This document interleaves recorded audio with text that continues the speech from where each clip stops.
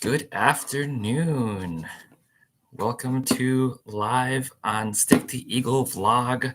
We had a little bit of trying figure out how to start our live stream from the other pre-scheduled channel, but it's working out here. So welcome to Stick the Eagle live stream.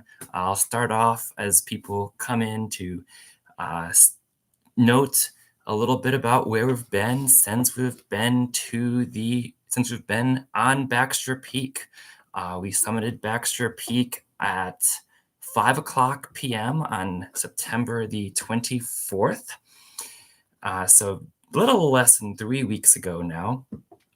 And since then, we worked on coming back to Connecticut to get my car and then go to Ohio for my new job, since I knew the job that I was going to be starting was out here in Cleveland, Ohio. I summited on Tuesday, and then we went to Connecticut on Wednesday, stopped in Millinocket briefly, and picked up my car and drove to Ohio on Thursday, and then started in Cleveland on Friday. Which was all the same week. It was Friday the 27th. So I didn't have a lot of time to rest, but I think that was also a good thing. Of course, reentering society is a very real aspect of coming off the trail and starting to just figure out the change of pace and the change of lifestyle. I realized that, at least initially, I was still wanting to go to sleep at sunset. Just naturally want to go to sleep at sunset and naturally start to wake up at sunrise, because that's basically what happens on trail. And of course, it's very different not walking every day. There's less dopamine that you're pushing out, or whatever it's called, but less dopamine from walking. When you're walking and exercising, it really helps increase your mood. And I really felt great on trail. But yeah, now that you're not walking all the time, you have to engage yourself other ways. Now I want to keep walking as much as I can, but when you're in society working full time, it's definitely harder to walk all day, every day. But also, I know that I needed some time off anyway, because obviously, for those of you who are watching all the videos, I had my ankle issue that I was still dealing with, which was pretty good after I met Frizzle. We didn't really hurt after a while, but I still noted that it still felt a little bit of pain here and there where I put pressure on it in a different way. It was mostly good, but needed some rest. And I also had that blister on the back of my heel from that ankle wrap that I had put on that needed healing, and I didn't really stop because I wanted to make sure I summited Katahdin on the nice weather day on Tuesday, September 24th. So I pushed to get there instead of summited in the clouds on Wednesday. But that is now fully recovered too, but I definitely know I needed some time for that. The one thing that I will note that is a good thing, I think is a good thing right now, is that the amount of work that I'm doing and diving into this role as a teacher, elementary school teacher in Cleveland, Ohio. It's been a lot of diving in, figuring out how things go, and then trying to get grades in the system and all that, and trying to figure out how to best to relate to the students, and really just put my all into this role. That has been serving as a distraction to any depression I might be feeling post-trail. So talking about reentering society, I think reentering society full swing instead of not doing anything with my time has definitely helped to distract myself from that. So yeah, I already see some comments coming in. But before I get there, just want to note again live that we need to keep praying for those impacted by Hurricane Helene. Of course, Sobo hikers have been affected by that. Many of them have gotten off trail, which is what the Appalachian Trail Conservancy has been advising. So I would definitely advise that too. And Ramdino put out a video yesterday that also advised the same thing. The most recent update is that Originally, the trail had been shut down from Springer Mountain to Rockfish Gap, which is the gap right before Shenandoah National Park on the south end.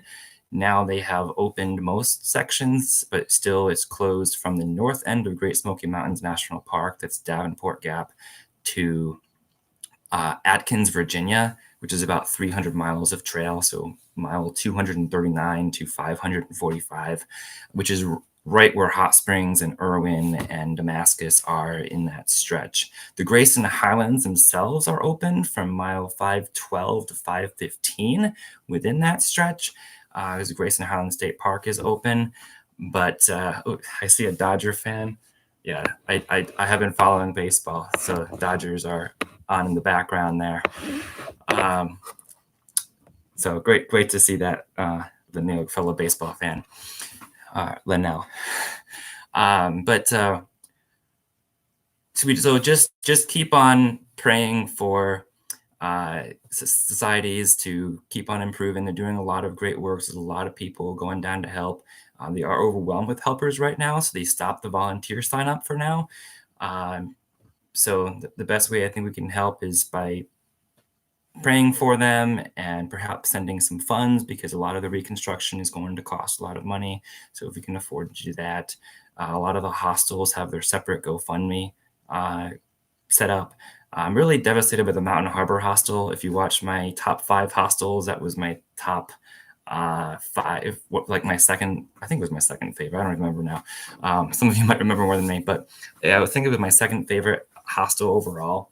And they have to rebuild a lot of that barn, if not the whole thing. I'm not exactly sure how devastated it was, but they'll be closed for a while. But I hope they can recover for next year's hikers, for next year's 2025 season. But if you all just join me for a moment just to think about and pray for best wishes for the communities affected by Hurricane Helene, that would be fantastic. So just say, God, we pray that you bless the communities affected by Helene and the hostels and the communities, the trail communities, and all the people who lost their homes, and those who know people who have lost their lives. Continue to hold them in your heart and bless them and help them to recover and get ready to welcome in next year's hikers, of course, who will help rebuild some of those communities. And we pray for their ongoing work and the mental challenges that are involved in this devastation and losing everything. We just pray that you hold them in your care. Amen. Thank you for joining me in the I felt called to do that just in the moment. And we just need to continue to just keep them in our hearts. Nothing really that a lot of us can do just by being where we are, but we can continue to hold them in our hearts. The other big news today is that Baxter State Park is officially closed. I just saw that, just went on their website because I had a family member trying to summit still and go into get out of Able Bridge. And he started in April, I think. And hasn't been able to summit yet. So I've been following Baxter State Park also because I'm curious, and I've been seeing a lot of summit photos of people who have been summiting in the snow. Last week snowed, I think April 10th and 11th. Not that much, but enough to see that dusting. And there's some pretty neat summit photos with a ½ inch or an inch of snow on the ground. But today they were forecasting for 4 to 8 inches of snow and more forecasted for tomorrow. Yesterday was a beautiful day. I saw some photos posted in the summit photo or in the Appalachian Trail through hikers group that looked like it was a beautiful day to summit. We didn't know it would be the last day, but we did have indication if we were watching the weather forecast, they were expecting some snow. So I hope that if there are some fellow through hikers who are still out there, and I know of at least one who's still trying to summit, I hope that maybe they would reopen after the snow ends. But history and What they've done in the past shows that it is probably unlikely, unfortunately. So some people will be coming out at Able Bridge, not knowing, and then get to the Able Bridge store and then realize that it's closed. I don't know if they'll wait out there, or what. I have a comment from Three-Pointer, who dropped me off at Crawford Notch in August 26th. Do you think it is possible to climb Katahdin in the snow and ice, or too unsafe? Awesome. Love reading some of these comments now, and I already have a few to catch up on. So thank you for commenting. This is what live chat's all about, and being live is all about. So thank you for engaging already. Now I hope Mountain Harbor recovers too. It is a beautiful place, like I expressed in my top 5 hostel videos.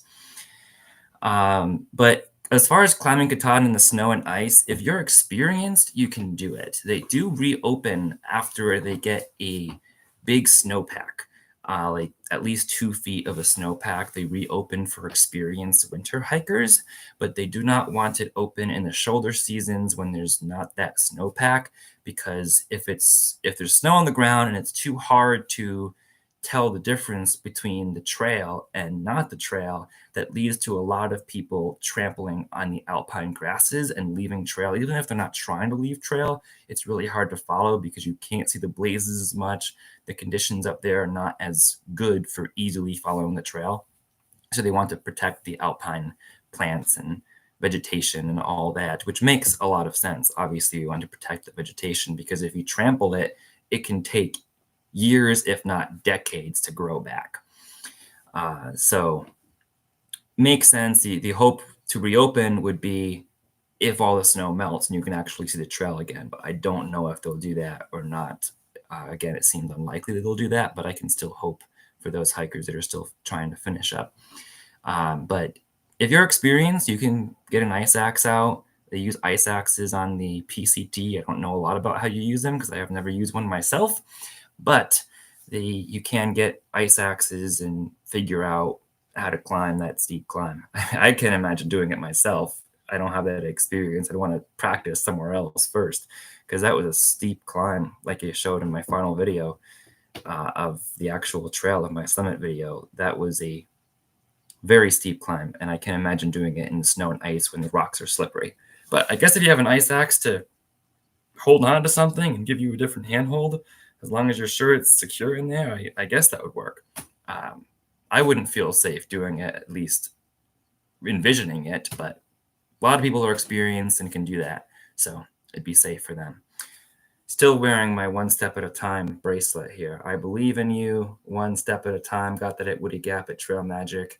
Then have this Franklin at mile 110, and of course Around the Bend Hostel, which I didn't even stay at Around the Bend Hostel, but somebody gave it to me on trail asking me if I was interested. Actually, someone gave it to me in Hiawassee because if you had that bracelet, you could get a discount at the Hiawassee grocery store. So they gave it to me to get that discount. I stayed at the Green Dragon both times, which, as you may know, was my favorite hostel.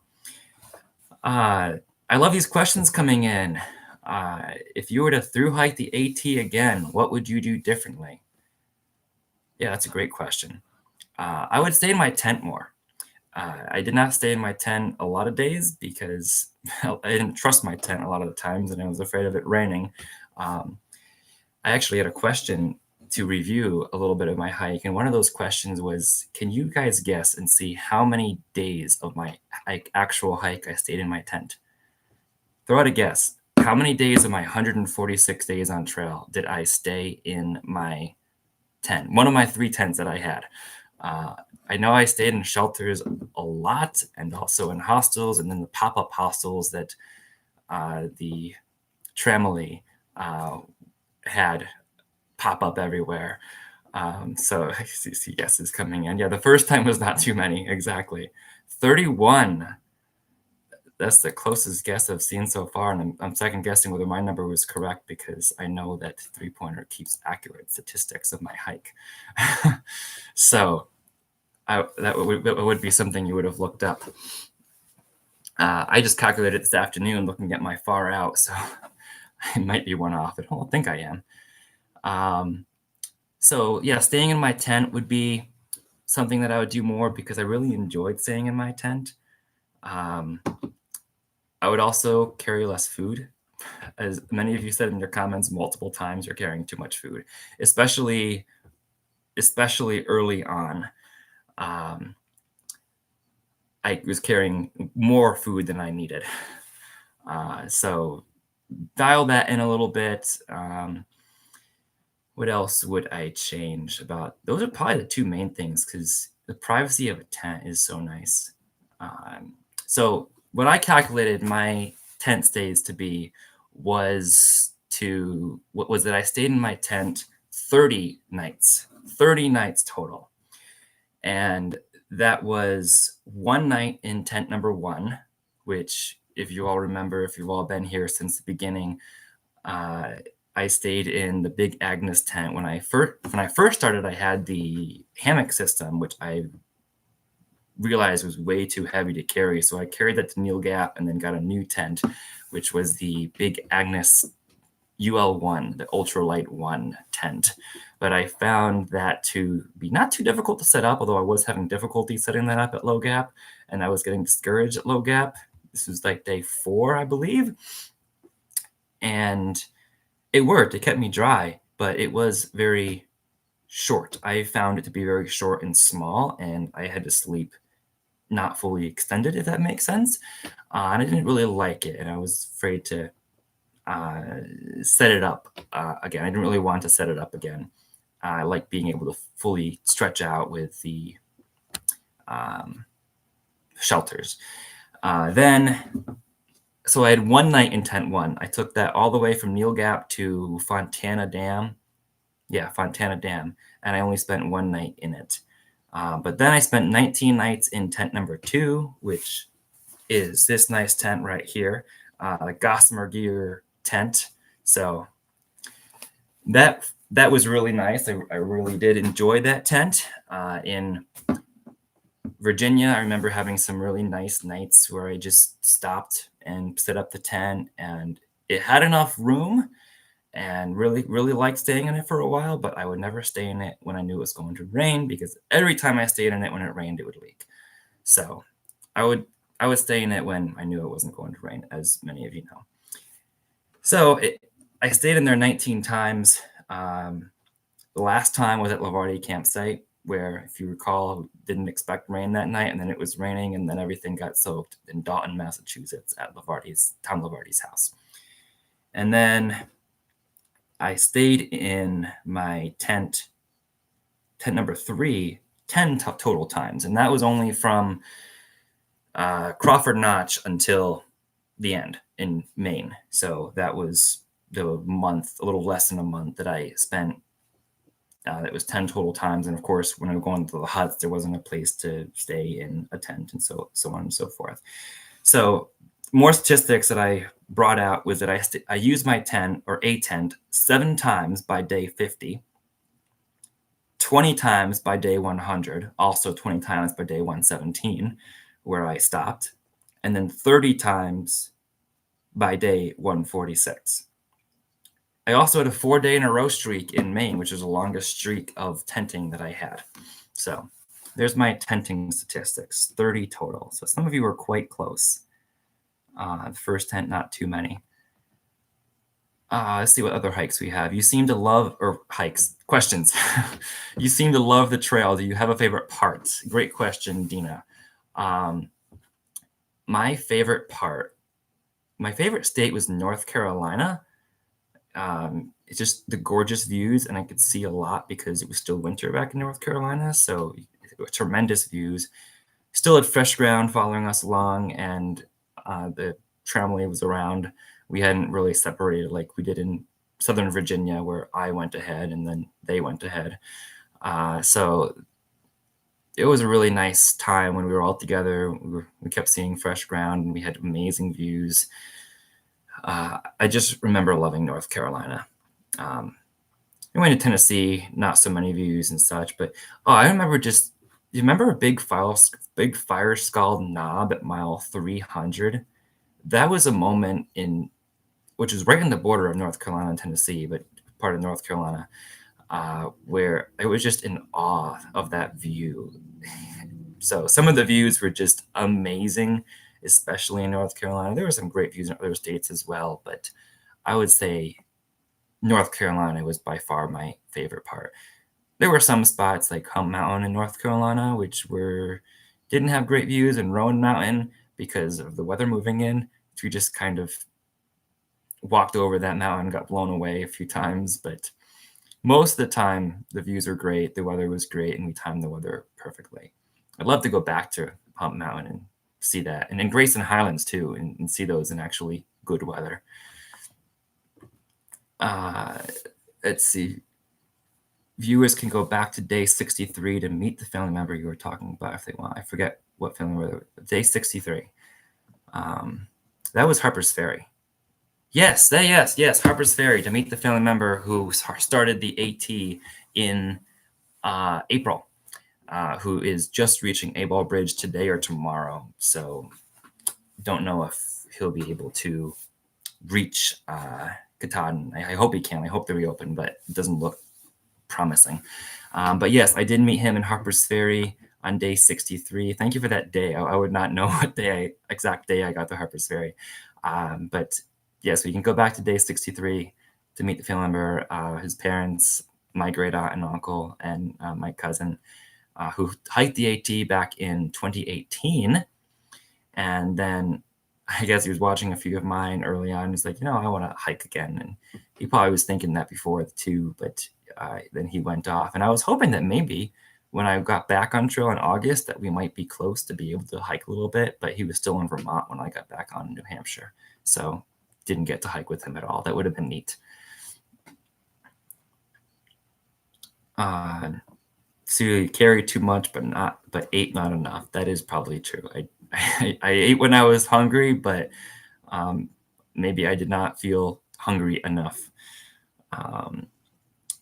Cynthia says, where did you study for your teaching degree? So actually, I did not have a teaching degree. So I was hired as a teacher at a private school, but I have a master's in divinity and a Bachelor of Arts in religious studies because I went to school to become a pastor.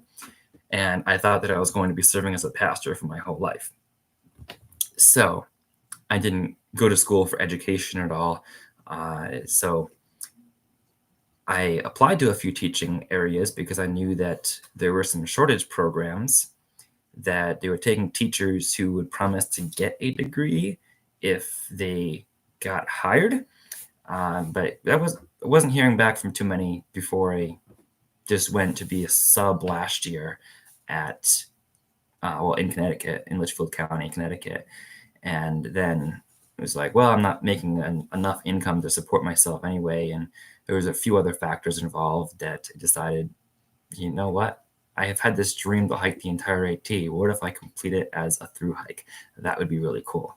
So I dreamed, it was like, could this actually become a reality? And then it became a reality. So I hadn't heard back from other teaching positions or other churches for that matter, because I was applying for churches. And actually at that time, a week before my through hike was when the church said that I would not be a discerning member anymore. So that meant I couldn't seek being a pastor anymore in the church. And that was what I carried with me into my hike. I was feeling kind of lost over that. And I wanted to just try to rekindle my relationship with God and find God again. Then they just hiked and it went really well. I rekindled that relationship, worked on it over time. And many of you walked with me for that process. And as I talked about some of the feelings I had, and it just put it behind me the longer and longer I walked from Georgia. So I ended up going to camp, stopping for camp, which was my plan originally, and then applied for a few more positions and then went back. You also know that I was faced with a decision of whether to take a job at the same school that was offered to me, the same school I had subbed before I went for my through hike as a building substitute. And after much deliberation, I actually made the decision to take that job And then I woke up the following morning really sad at the thought of not finishing my through hike. And I was like, that's the indication right there. I have to finish the through hike because I'm just feeling sad, really sad over the prospect of not finishing it. So that feeling, and they also the question of feeling regret. Which would I regret more in 5 years from now? Not finishing the hike or not taking this job? Well, I'll tell you right now, I do not regret not taking that job anymore because of how well I would say God worked things out for good and the exact timing that I needed it to happen. So I wasn't anticipating this random phone call from Trail that happened 2 weeks into September, or yeah, but 2 or 3 weeks into September, asking me if I'd be interested in subbing or not subbing, teaching at this Cleveland school. And it's like, well, I don't have anything else planned for after the hike, so let's go for it. And they work with me, and they work with my schedule. They organize the interview phone calls for when I would be in town at a hostel. And you guys followed that journey through the 100-mile wilderness. And when I had that final interview at Shaw's, right before going to the 100-mile wilderness, stayed at Shaw's for a little extra to have an interview, and it worked really well. And here I am now in Cleveland. So they hired me without a teaching degree. So did not have a teaching degree, but I'm here, and we just this week applied for a private school teaching license. So you can get a private school teaching license without actually having gone to school for teaching. Now, there will be opportunities for me down the road to get a teaching degree if I do end up staying in teaching. I don't know what the road will call me to. Right now, the season is in this time. God's calling me to serve in this season. God might call me somewhere else down the road, maybe back to ministry, maybe even to another trail. Who knows? But I know for this season, I'm called to serve in this school, and I'm going to give my all into that position. That was a long way around that question, but I think it's useful because I enjoy talking about where this journey has been. It's a good way to put closure on the past few months that you've all been following me for. Linnell, what was your favorite state to hike through? I think I answered that one, was North Carolina. What's your trail name, Roger? It's Stick the Eagle. Same name as my channel. It's Stick the Eagle. Wow, there's 63 people on right now. That's amazing. Thank you all for being here. Dog Family. Nice name. I like dogs too. I have cats now, but I still like dogs. What was your scariest moment on the AT? I have an idea. Maybe there was something else. What's your idea? I think it might be the same one. Yeah, there's actually two scary moments in the AT. One was in the south and one was in the north. And if you've been with me for the entire journey, you probably know the two that I'm about to say. The first one, yes, Klingman's Dome, was when I went up. I got to Double Spring Gap Shelter, and got the Double Spring Gap Shelter. There's so many comments how to read. And there were tons of people there. Frizzle was there, and some other people on the Tremolay, but it was packed. The shelter was packed. It was about 6 o'clock at night, and this time of year, it was March. The sun was setting probably about 7-ish, and second week of March. Double Spring Gap Shelter is the shelter in the Great Smoky Mountains National Park, which is 2 miles-ish before the top of Klingman's Dome. So it's a popular stop right before the dome. But it was busy. I think there was a scout troop there, or at least a youth groups there, setting up tents, and there just really didn't seem to be a lot of room. And that moment, I thought, well, I could stop, but the next shelter is only 4 miles from here, up and over the top of Klingman's Dome. So I could get there, and I could catch an epic sunset from Klingman's Dome. So I pushed up there, and yeah, since I was pushing up there trying to get sunset and trying to get there before sunset, I did not record a lot of that climb. I was just pushing those 2 miles up that climb, and it came pretty easy to me because I was just pushing on adrenaline. Like, I want to see the sunset. This is going to be really cool. And yeah, saw a great sunset. It was beautiful. And, I recorded it on my blog on that day, whatever day it was. But Then after sunset, I was like, okay, now I'm going to go hike down the 2.5 miles to this next shelter area. It'll probably be a lot less busy than the Double Spring Gap shelter was. And the backside, the north side of Klingman's Dome, coming down it, was super icy. Nothing like the south side of Klingman's Dome coming up the trail. And it was super icy. It was getting dark. And it was also about 15 degrees. So I turned on my headlamp, but realized it went on for a second and blinked off. And I was like, oh, I thought this was fully charged. I haven't even used my headlamp really much yet in Great Smoky Mountains National Park since the last time I charged it. So I was like, that's odd. When I pulled out my spare headlamp, also blinked off. Pulled out one of my spare lights. None of my electronics was working. Now, the theory is that because it was so cold, the cold ate away at the electronics. It had been cold all day that day. If you remember my first day in Smoky Mountains National Park, I hiked up in the rain, then it turned to snow, and then it didn't get above freezing the whole day next day. And then this was the third day in the Great Smoky Mountains Park. And it was just really cold. It wasn't getting above 30 degrees. So the combination of those temperatures over the whole day, it might have been my second or third day in the Great Smoky Mountains National Park. But point is, it was cold and my electronics died and didn't have any lights to get down. So I decided to look for bathrooms. I knew there was pit toilets. It was like I can spread out my sleeping pad there. They were locked. So, and by this point, by the time I had found those bathrooms and realized they were locked, it was completely dark. It's like, well, I wonder what I'll do. Now in the parking lot, there was still some moonlight, so I could still see around. And I went up to the gift shop that they have up there. And of course, the gift shop was locked. They expected as much. It was just like, oh, just on the other side of this door is a nice, probably not that super warm, but out of the wind at least, and floor I could sleep on. But obviously, couldn't get in there. And it was closed for the season, like the bathrooms were. So I thought about just trying to get out of the wind. There was a little fence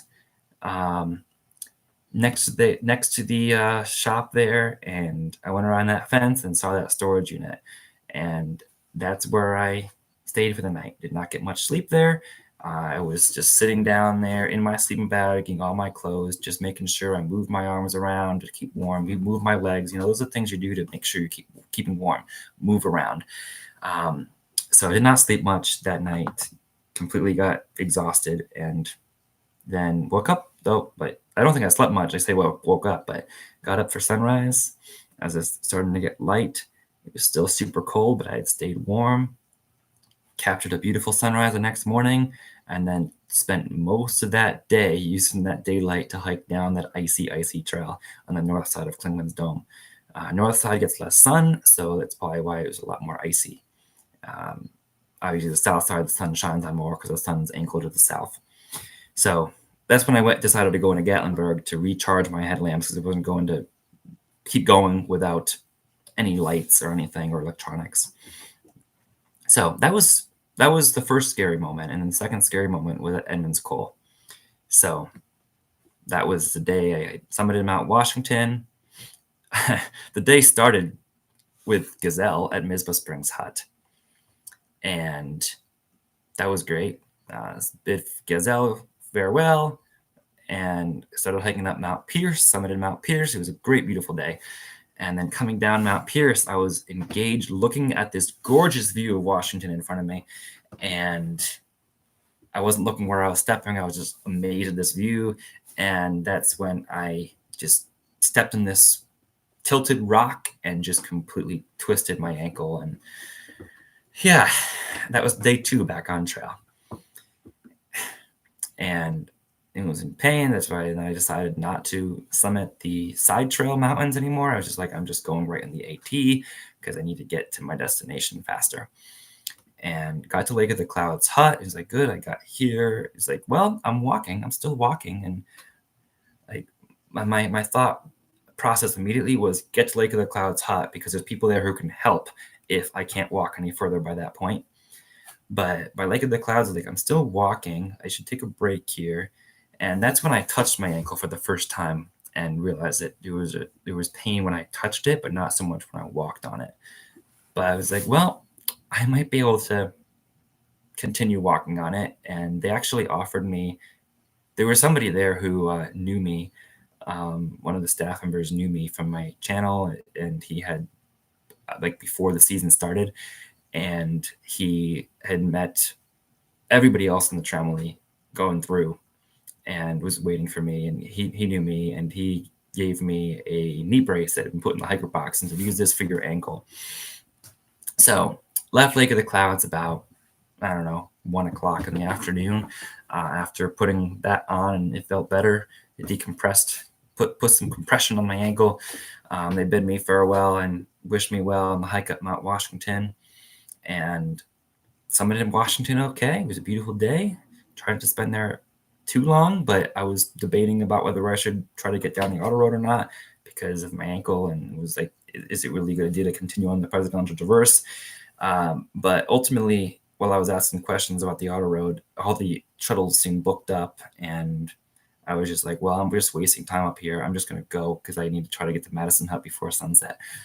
Ultimately, I did not make it to Madison Hut before sunset, and 2 people I was with decided to, Quasimodo is his name, and his girlfriend, who was just hiking the presidentials with him, met up with them. I was encouraged when I caught up to them because I was like, good, if we're night hiking, at least we'll have someone to stick with, and to protect each other is much better than being alone.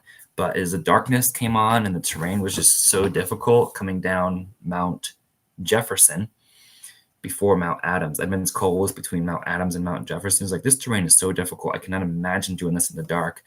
And I just stopped at Edmonds Cole, went down in the trees a little bit and looked for a flattish spot. There was one other tent that was there, people who were there who were not through hikers. So they showed me to a grassy spot that was not alpine grass. It was just below tree line, a few hundred yards away from Edmonds Cole down the trail.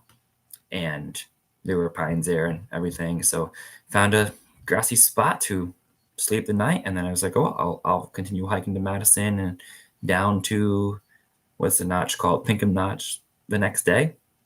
It's only 2 miles to Madison, so no problem. Woke up to the tent falling over, storm. Just watched the day 119, I think it was. I think it was day 119. Just watch that video for more information on that. It's just one of the crazy nights and crazy mornings just trying to get up that trail in Mount Adams. That was a night that was a morning where I was like, I hope I can make it back down to that sheltered location, because every time I got up, I just fell over. It was a point where I was just lying on a rock, face down, trying to protect myself from the rain and the wind, especially when it started raining on that, because it was hurricane force winds. And when we looked up at when I got to Madison Hut finally, that day, I looked at the peak gust, and the peak gust that morning from Mount Washington Observatory had been 80 miles per hour. So there are definitely some hurricane force gusts there. But made it to Madison Hut, and I know many of you joined me for that journey. So I'd be curious, is that what you were thinking of when you said I think I have an idea? Dog family. That was a long story of the 2 scariest nights on trail, but it's worth telling. See if I have anything else to catch up on. Yeah, great ministry with the students. There's a lot. There's a lot of chat. Thank you for all this chat. Try to pull out the questions from here. Oh, Roger, you're on the trail right now. That's cool. 1/3 of the way going Sobo. So it'd be about Connecticut right now, my home state, maybe. John and Jax, I have the same pack as you. Were you happy with it? I was very happy with the Osprey. It's light because I don't have my bear can in it, but this is my Osprey Exos pack. Very happy with it. Happy with the mesh liner here. And it rode the weight well. I like the compartments on top. It also is removable if you don't like the compartments on top, but it has these nice hooks for my carabiners to hook things to. I had my hat and gloves always hooked onto the top here, so I could always access them if I was cold, because sometimes hiking these mountains, you get exposed ridge lines, and then you get hot because you're not exposed anymore. And I just find that I'm switching in and out of this hat and my winter hat. So those are very convenient. And I had some additions I added on to this smart water bottle holder. I need to throw away this bottle. I don't know why I haven't done it yet because I've been busy with getting into Ohio and figuring out my life here. But anyway, shout out to MP3 for getting me this in Damascus when I switched to smart water bottles. I'm so thrilled that it made that switch. If you remember, I started with water bladders and they were hanging from the side of my pack, and that just wasn't good. I lasted to Damascus with them and they worked, but they were starting to fall apart by Damascus. So I made the switch and I knew I was going to make that switch. And MP3, who had gone on some shakedown hikes with me, he'd been trying to convince me to go to smart water bottles for a long time. And I was like, it's finally time to go to smart water bottles.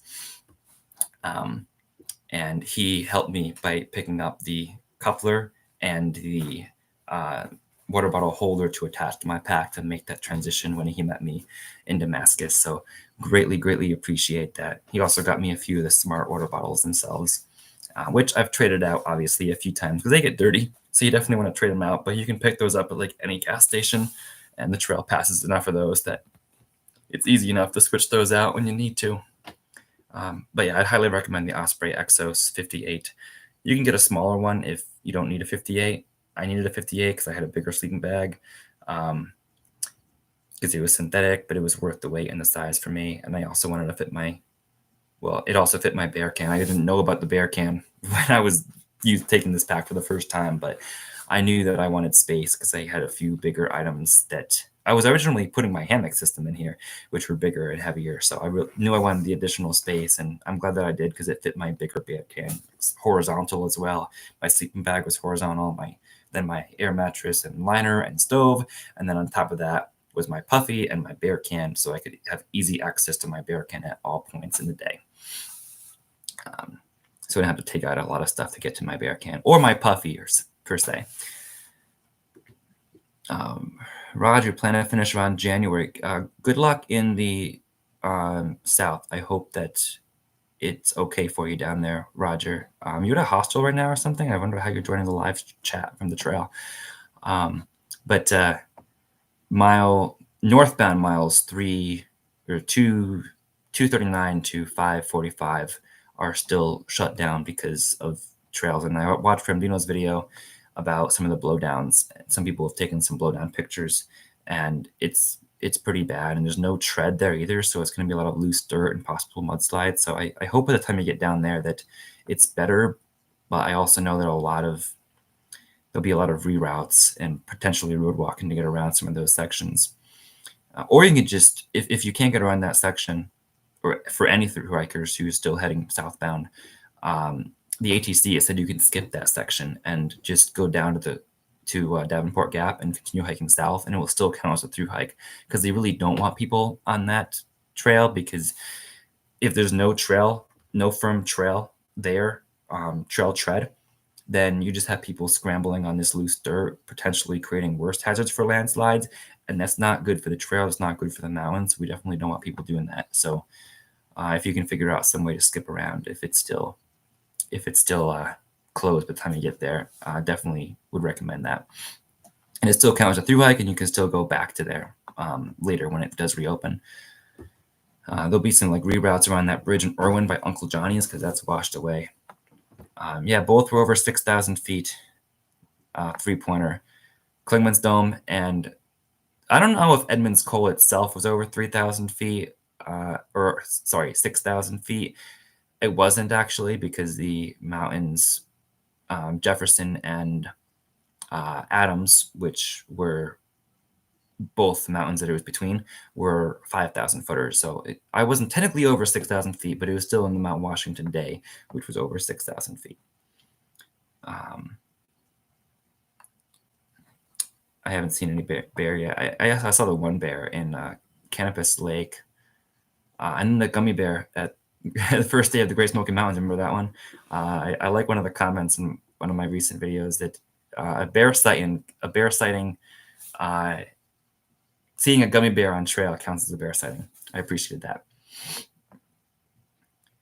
Were you staying in your tent the first couple of nights teaching? Good question. No, I actually had another friend that invited me to stay um, temporarily, but just very short term. So now I have a seminary friend that has a B&B who had a bedroom available, which has a private bathroom, which is really nice that I can stay in more long term. So I actually have a permanent like Wi-Fi connection. I was able to actually get some of the things out of my car, which is good, which I needed. But it was hard the first couple nights when I was just trying to figure out, okay, where am I actually going to go? I did have a place to go. I did have a place to have a roof over my head, which was great. But yeah, it was a lot of trying to figure that out that first week. While I was still reading all guys' comments because while that was happening, the Katahdin video didn't actually post until a week after on October 1st because I was trying to finish editing because I didn't have time to edit all the remaining videos. So I was using some of my time to relive the trail and edit those final videos for y'all. And I enjoyed doing that. Trying to catch up in some more. Klingman's Dome at night in the icy and wind and cold had to be terrible. I have hiked it many times in the summer, never with ice. Yeah, it was. It was. It will always be a memory that I have there. If I go back, I'll find that place. Uh, yeah. Um, I don't know what this. Asheville was originally Morristown. Okay. Just trying to catch up and see if I'm a spineless one. Have you seen the spineless cougar? Spineless cougar trail magic? He's talking. Oh yeah, there's spineless cougar. Hey, spineless cougar, welcome. Glad you're here. I see people talking about cougars and spineless one, and then I see your name and say, hey, spineless cougar's here. Spineless cougar. Oh, my bear can's still in my car. Mouse proofing some of my food there, but I still have that sticker from spineless cougar. One of the best trail magics out there. One of the few who had charging devices at the trail magic, solar powered charging for battery banks. Like that's ingenious. It was amazing. And so much food. It was a vortex, and it was advertised as a vortex too. Remember, we had what's his name?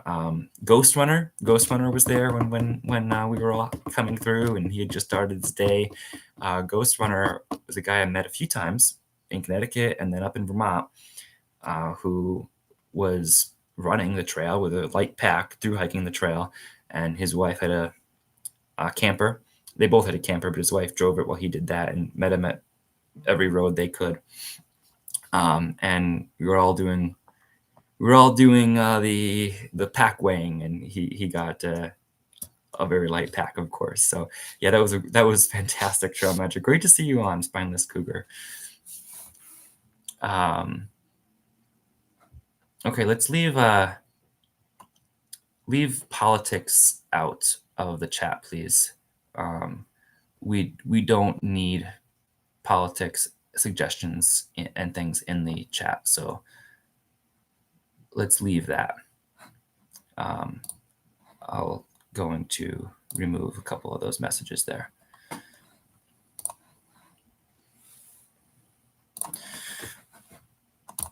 All right, 1 minute without chat there. Okay, so let's keep trying to catch up on some of these.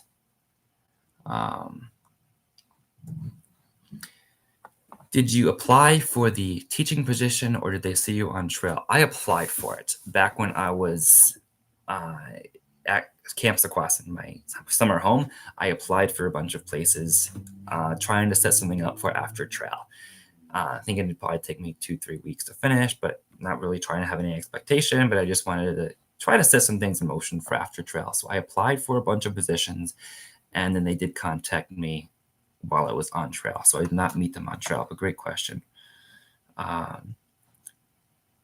Next, show us that awesome sticker on your bear can, Spineless Cougar. Yes, unfortunately, that bear can is still in my car, so I cannot, but it is in many of my videos. Curtis, if money was no issue, what piece of gear would you love to add to your gear / wish you had? Ooh, great question. I love that I added that Z-Pax tent. That was an investment that I added. Um, wow, that is a great question. I feel like I have everything I need now. Um, so I'm not really sure. That's a question I have not thought about before. What did I wish I had? Um, I mean, maybe if one thing I would change, going back to that question too, would be a good aligner for my pack. But that doesn't cost a lot of money. That can be made from a trash compactor bag too, so it would just require a little bit. But I don't know what one piece of gear I would love to add to my gear. Wish I had right now. I would have said 10 in the beginning, but now I invested in that thanks to some of the YouTube income, and I have that now for the future. So I can't think of anything else in the moment. If I do, I'll let you know. What's Frizzle doing after trail? Well, she's been applying to jobs. She's still in Massachusetts, her home state. She's actually been serving as a lifeguard. So that's just a temporary thing, but she does that. And that she lives like just on the border between New Hampshire and Massachusetts. So that's cool, but she's also looking for something else. And I don't have any updates to whether she's found anything yet. She hasn't updated me or any of the other ones of us. Hey, I suck at hiking. You're here. Great to see you. Wow, how are things going? I just saw a video pop up that looked like you had a bad experience on a trail. I have to watch that one. But I suck at hiking, aka Master Splinter. Good to see you. Wow. Wow, that's amazing. Hopefully Leo's doing okay too. I still so appreciate some of the food I got from you and you didn't eat all that, and just some of the conversations we've had and the conversations you've offered. Hope we can keep in touch. That's fantastic to see you here. That's amazing. I remember when you were doing a live at one point, and I was joining in on it, and it was like, yeah, I'm taking a 0 today. I think that was when I was with Nichols and company in Philadelphia, and you're like, stick to Eagles taking a 0. What? You're like so surprised by that. I still remember that. I was much amused by that. Yeah, congratulations on your through hike too. Great to see you. Respect on honoring your commitment to scout camp and still coming back to finish up. Thank you. That timing worked out fantastic. Hey, glad you came here, a fish and RVer. I've seen your comments all over the place. And we're already, I didn't know how this live was going to go, but your comments are I had a few notes I could say and talk about, but your comments are keeping this going. So I don't have any timeline. Who knows what the Dodgers and Mets are doing over there, but the real game that I'm waiting for tonight is the Yankees and Guardians. I'm in Ohio, and I'm from Connecticut, so I'm a Yankee fan, but I'm living in Cleveland. Oh yeah, I get to go to the game on Saturday in Cleveland, so that's going to be exciting. First postseason playoff game. Let's see. Dog family would like to do trail magic at some of the trailheads sometimes. What are some of your favorite trail magic foods? Fruit. Definitely fruit. We don't have enough fruit on trail that's heavy to carry, so always have some fruit like bananas or apples and really any kind of fruit, but that's definitely a plus. A gallon water jugs. Even though we can get water on trail, having those gallons like spring water jugs just refill water makes it so easy. Don't need to take time to filter, especially since we're taking time to stop at the trail magic, which is well worth it all the time. I always recommend stopping at trail magic. I will never pass the trail magic by. Like I know some people do, but I would never pass it by. I always take the time for that. But then it feels good to be able to fill up on water while you're there, so you don't have to stop again up the road just to refill on water. So having some spring water there is super helpful and much appreciated too. Other than that, just something like, if you can, something nice and hot. Like some people like cook a hot meal right on trail. That's fantastic. Or cook it and then bring it and have a way to keep it warm. Like that's great. But not everyone can do that. And sometimes any magic is magic. So some fruit and some water, some soda, cans of soda is much appreciated. I don't drink a lot of soda, but when I was on trail, I always appreciated a cold can of soda. So yeah, it's probably just high calorie foods, but warm meal, even burgers or dogs or something. Anything, anything is magic. I would eat anything on trail. From Trail Magic, never really picky, but that's probably the biggest part. Where in New Hampshire do you think there would be a need to set up Trail Magic? Well, so, I mean, in the Whites, that's a popular place where there's always a lot of hikers, even if they're not through hikers. There's Whites parking lots there, and a lot of times getting to roads, hikers are famished because it's a lot of work getting through the Whites. So not the Gorham Route 2 parking lot, because that has plenty of resources right there, but things like places like Crawford Notch, Pinkham Notch, Franconia Notch, those are places where a little bit of trail magic can go a long way, and it always picks you up to get some trail magic. So yeah, that's probably my suggestions there. This is such a great update in Q&A. I agree, Elizabeth. Great to see you here. Awesome. You have 75 people here. Michael and Leo had the best sign picture of the season. I need to look at that sign picture again, but I agree. I think Leo was sitting on the ground or something. I'm so glad that Leo was able to summit Katahdin with you, Master Spinner. Okay, Marilyn Johnson, I want to tell you that I watched your complete hike and liked that you talked to us like we were there always. I really felt you were there. Like, you really were there all the time. I felt your presence there. And many of you reminded me when I was talking about feeling lonely that, we're with you every step of the way, even though you can't see us. But now I can see you. Not see you, but I can see you in real time, so to speak. But yeah, I just love those conversations, and I want to keep having those conversations in this next chapter. I want to keep doing that. It's harder when I'm in society and I have work to do. I can't just record segments whenever I'm thinking about it. But I mean, like now, I feel like I'm on a hike again because I'm talking to you all and I'm seeing all your comments, and I miss that. So it's good to have you all here in this live. Just glad I didn't have to walk all those miles. So glad you finished your hike. I'm so glad too, and I'm so glad that you were able to walk the miles, but not walk them. But you walked them just with your mind, not your legs, I guess. All right, a fish and RVer, you know where it's at. Go Yanks. In New Hampshire, see, I'd love to be in New Hampshire. I'd love to live in New Hampshire because you have the Whites there and you have the 4,000 footers. I went to 20 of the 48 4,000 footers, but I want to go to the rest of them. But not being in New Hampshire, it's kind of far away for me to do that. So I don't know when I'll get the chance to do that again next. But if I was in New Hampshire, I'd be going every weekend to get one done, except maybe in the winter. That might be a little challenging. We know you saw a bear and a moose, 3-pointer, any animals you wanted to see but didn't. Did you ever see any rattlesnakes or copperheads? I did see a rattlesnake. If you remember, one day in New Jersey, I saw a rattlesnake, and I'm pretty sure I got it on camera.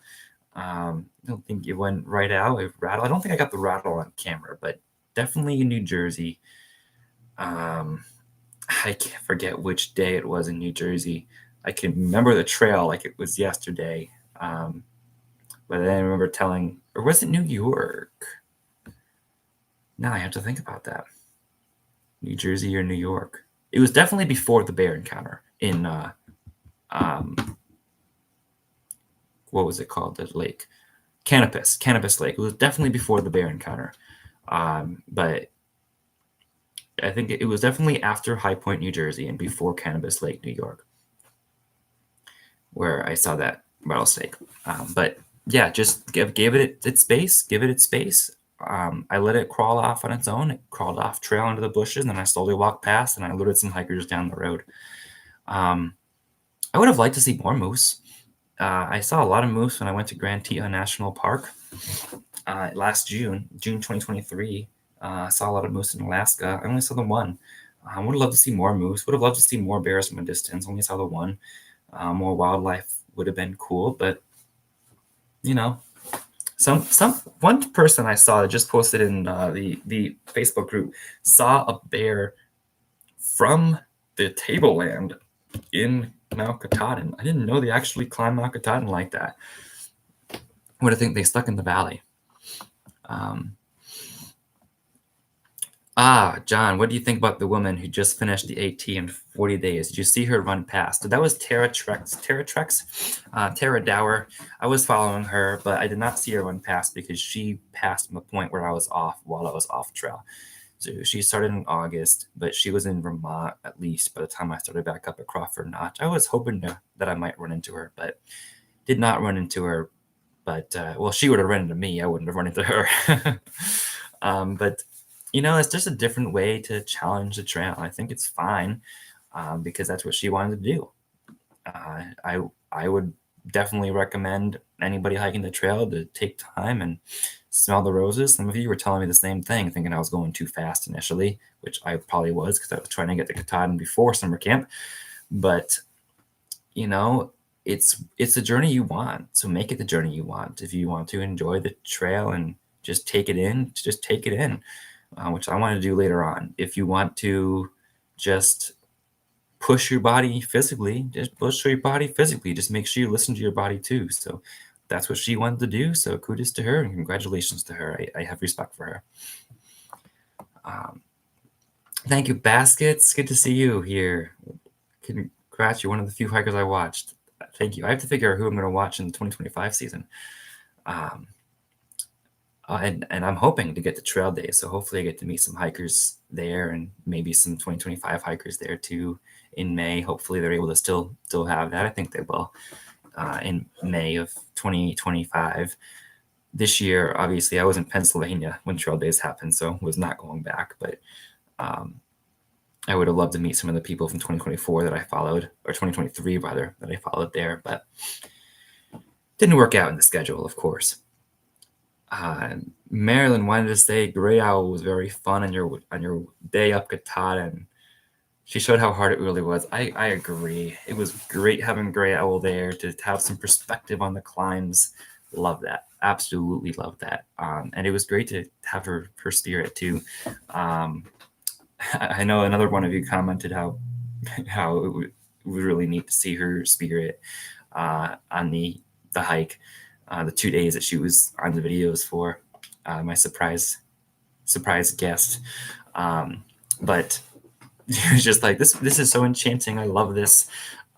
Just to have someone else who I didn't feel like I needed to pace with, to try to walk fast to keep up with, just someone else who was like, I want to appreciate nature and not go fast. Because I felt that was a little few and far between, especially late when a few thru hikers I talked to was like, I just want to get to Katahdin and I'm just getting there as fast as I can kind of thing. But there were also others who, would stop at 3-4 o'clock to camp on the beach, like that group I met. So that wasn't all of them, but a lot of them were too. So I just appreciated the appreciation that she had. Appreciated her appreciation for nature. And the angle, because when I'm filming, I really can't film when I'm by myself, like another person, to have that perspective. I tried to whenever I was with another person, but those moments were rare. So it was great to see. I'm so glad I had that perspective. 85 people now. Wow. I can't believe we're an hour in already.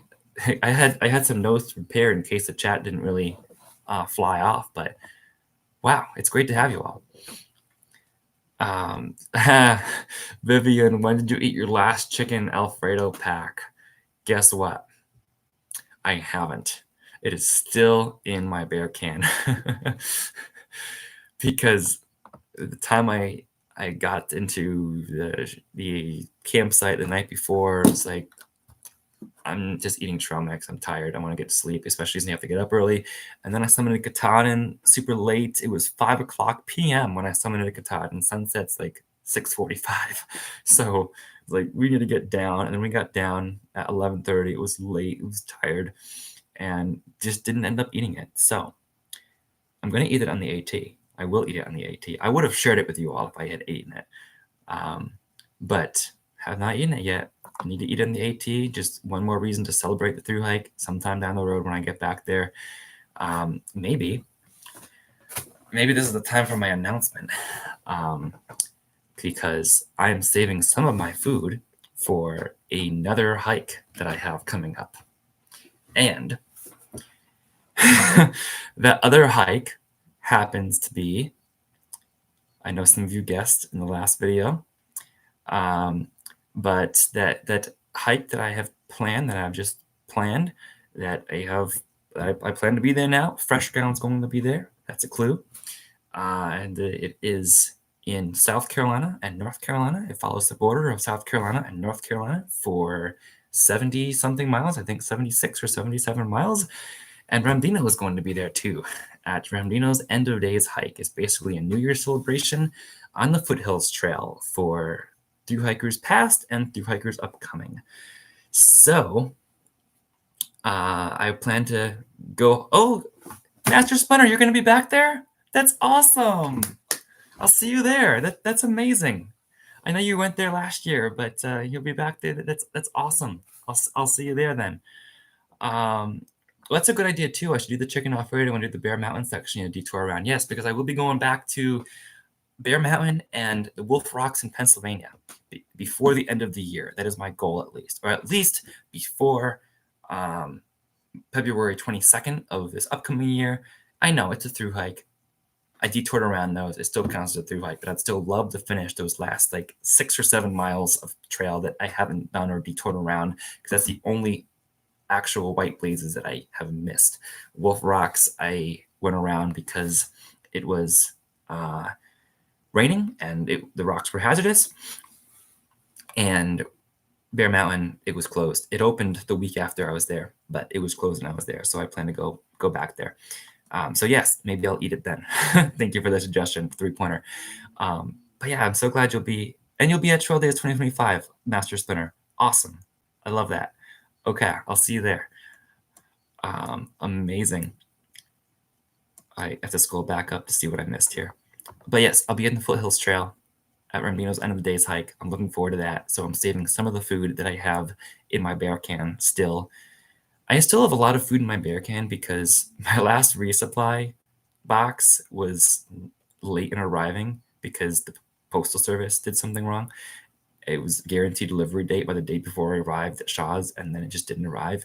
So I still have a lot of extra food there, and it's still in my bear can. So I'm saving a lot of that extra food for the Foothills Trail, which is a 77-mile thru hike trail. So so looking forward to that and seeing Fresh Ground again. I haven't seen Fresh Ground since Adkins, Virginia, I-81 crossover on Easter morning. That was I saw Fresh Ground 11 times. Fresh Ground's Leapfrog Cafe, and that was the 11th and final time on Easter morning at Atkins, Virginia, when I was with MP3.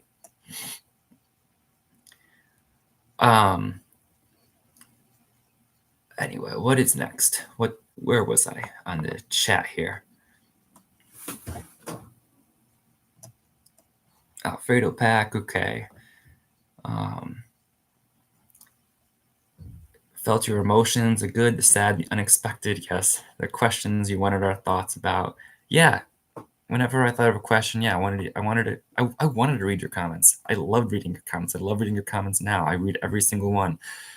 I had the very ambitious goal of replying to every single one. I try to reply to the majority of thoughtful ones, especially, but I love reading your comments. I love being engaged. That's what makes me happy, because I just want to try to make my corner of the world a better place, and just seeing your encouragement and how happy you were to watch this random stranger hike the AT. Like, that was totally unexpected. I did not expect so many people to come follow the hike. I was just recording it because I wanted to record it. And I knew some people would come, but I wasn't anticipating the magnitude of people who did. And I'm so glad you're here. And now I'll try to continue the channel in some perhaps reflections. Might do daily reflections, might not. I'm not quite sure exactly how to go. I'll just test the waters and see how it goes, and see, because I don't want to lose your engagement, because I love that. I love that you stuck around and are still here. I love hearing your thoughts. So yeah, I could go on and on about that, how your thoughts encouraged me on some difficult moments of the hike when I could read your comments, because I had 2 bars. I needed 2 bars of service to read YouTube comments, but that encouraged me a lot. Curtis, you're going to hike Springer this spring. Yes. Was that this spring, 2024? Not 2025. Not this upcoming spring, Curtis. It's going up was fine. Going down was hard. I don't usually get that far. Okay, so you just hike Springer Mountain. Which way did you go? From the trailhead or from Amical Falls State Park? Because then you have Frosty Mountain you have to go up and over to get to Springer. But from the trailhead at the road where it was only a mile, going up was fine. But that makes a huge difference on how long you went. Spineless Cougar, you hiked 2,200 miles following white blazes, but how many miles were not white blazes? Just blue blaze, wander towns, whatever steps not white blaze. Yeah, there were quite a few 0.2s, 0.3s that were blue blazes, and obviously it's out and back where I went and check out a waterfall or a shelter or a mountain peak per se. I did not calculate that distance. I don't know. Beekeeper, did you ever run into Captain Jack? Some of you remember when I reached the Whites that I was, even when I reached like Harper's Ferry, I think I was like, oh, I'm 12 days behind Captain Jack. Maybe I'll see him. I started watching Captain Jack back in, Dodgers are coming back. That's cool, making it a game late. Anyway, started running into Captain Jack or watching Captain Jack before I started my thru hike because he started so early. He started on December 28th. So he was the first thru hiker to start. He and what's his name? Why am I forgetting his name? The guy he was hiking with were number 1, 2 out of Amical Falls State Park. And Bob Ross. Yeah. So I wanted to run into him. I was heading north. He's like, I'm 12 days. And then I saw a log. He was 7 days. And then I started seeing people, southbounders, but not through hike southbounders, tell me they had seen him. And I started tracking him because I knew that Gazelle ran into him. And then I could figure out when he was on Mount Greylock. And I was like, I'm only 5 days behind him. And I just kept catching up to him. But by the time I got off at Crawford Notch, I was 2 days behind Captain Jack. And I had to get off for summer camp. So I would have caught him if I had continued without stopping for summer camp, but I did not catch him. Really wanted to meet him and tell him how I enjoyed following him. But then hope kindled anew because he decided to flip-flop and make it into a yo-yo hike. So then I was like, oh, maybe when I get back on in August, I'll run into him. But he passed my Crawford Notch point before I got back on. So never ran into him. He is now somewhere in Massachusetts heading south. I'm still watching his videos, so it's encouraging. I don't support the cursing that sometimes happens in his channel, but it's nice to follow his journey, and it's cool that he's still out there. Dad, did you come across any shady people at camping sites or lodges that made you feel uncomfortable? Really, no. I really did not come across many, if at all, any shady people. Shady people I was uncomfortable with. I really don't recall an example. It's really few and rare on the Appalachian Trail.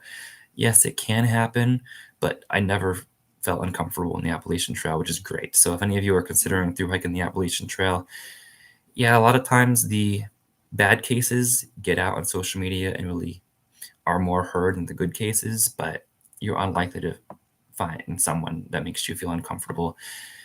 Even the single girls I was hiking with and near, like Frizzle wasn't hiking with anybody, and she felt comfortable the whole way. And I know sometimes people are more worried about single girls hiking alone, rightfully so, than single guys hiking alone. And she never felt uncomfortable, to my knowledge, as well. Are you ever going to come back to Litchfield? Are you one of my Litchfield guys? Well, if I was offered a teaching position, maybe there, but if not, then I have a teaching position out here in Cleveland for now. So I'm going to stay out here in Cleveland until I get a better opportunity or God calls me elsewhere. But there's really not enough in a subbing salary to support living out in Litchfield area and just subbing. Good question. I wonder if you're one of the people who, I don't know if you're one of the students or teachers or what, but it was a pleasure being at Litchfield. Scott Rainey, do you know what happened to the lost dog back in Georgia? The dog has never been found. Remdino's had a lot of updates about this dog. Bright Eyes' dog, Sadie.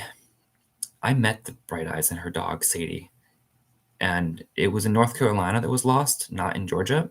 But they found the pack, but they have not found the dog. So we don't know what happened to the dog, unfortunately. And my thoughts are still with Sadie and Bright Eyes because it's been a long time now since Sadie's gone missing. So I'm fearing the worst, but we just don't know. No body's been found. So could still be alive somewhere, but the longer that passes is just not likely.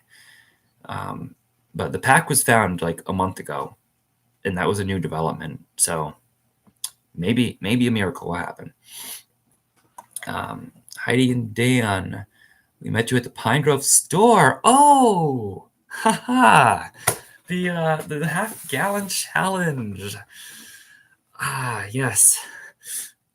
Thank you again for the half-gallon challenge, celebrating the half-gallon challenge. Y'all, if you joined me late, I did not finish. Well, I did finish, but I didn't finish. Like, I didn't want to get sick, so I didn't finish the half-gallon that night. But I was at Iron Mansion Hostel, so I put the ice cream in the freezer and I finished it for breakfast. So I still finished my half-gallon, just not in the time limit to get my name or spoon on the wall or something like that. Let's see. Oh, Curtis, you're right by the Foothills Trail. That's cool. Elizabeth says we'll be following both. I forget which both is, but that was from a while ago. I was talking, I think, about the Foothills Trail and maybe the rest of my journey for the upcoming videos. End of Days will be a YouTube festival. Indeed, it will. It's okay to eat it while waiting for a paycheck. What, my backpacking meals? That thought has crossed my mind. I have been doing a few meals out while I did not have a permanent place to go. Curtis, you went from the Arch all the way up to Spring. So you did the Approach Trail. Okay. Oh, and all the way. So you did like 16 miles or so. Easter Day when I was with Fresh Ground at Atkins, Virginia. Oh, you ran into Bob Ross, Master Spinner. That's cool. Yeah, Captain Jack still on trail. Mojo? David, I don't know who Mojo is. Wait, Mo. I did run into a Mo who hiked the PCT and the CDT. That could be who you're referring to, or it might not be. I don't know. I suck at hiking. Master Spinner did it in 16 minutes. That's awesome. Okay. Yeah, I don't know how you did it in 16 minutes. I could not do it. So I've reached the end of the chat, so I'm going to ask you another question. Who remembers speaking about the half-gallon challenge?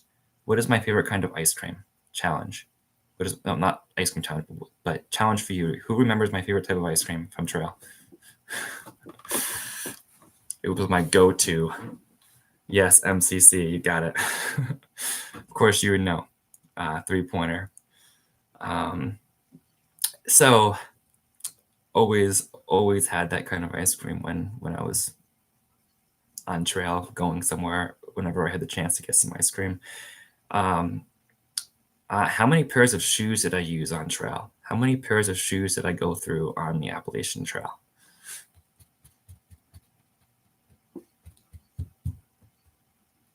See who gets this. It's not a trick question. Not enough. The Foothills Trail is closed and heavily damaged from the hurricane. It might be open by April, you say, Curtis. What I saw from Ramdino said that they were already getting in and repairing it. So Ramdino said the hike is still on. So hopefully it is, but we're planning on it. He said they're already starting to repair it. They've already been assessing it. So it was heavily damaged from the hurricane, but it should be open before April. All right, Master Splinter with the correct answer of 3. And some of you know that I went through only 2 pairs of topos, which is correct. But if you recall, I started with boots. I started with hiking boots that I thought would be good for the winter and snow.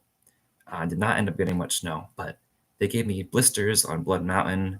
My feet did not feel good coming up Blood Mountain. And I walked down Blood Mountain in my Crocs because I could not put those hiking boots back on. So I purchased these Topo Traverse trail runners in at mountain crossings where they rode them all the way from mountain crossings to Connecticut.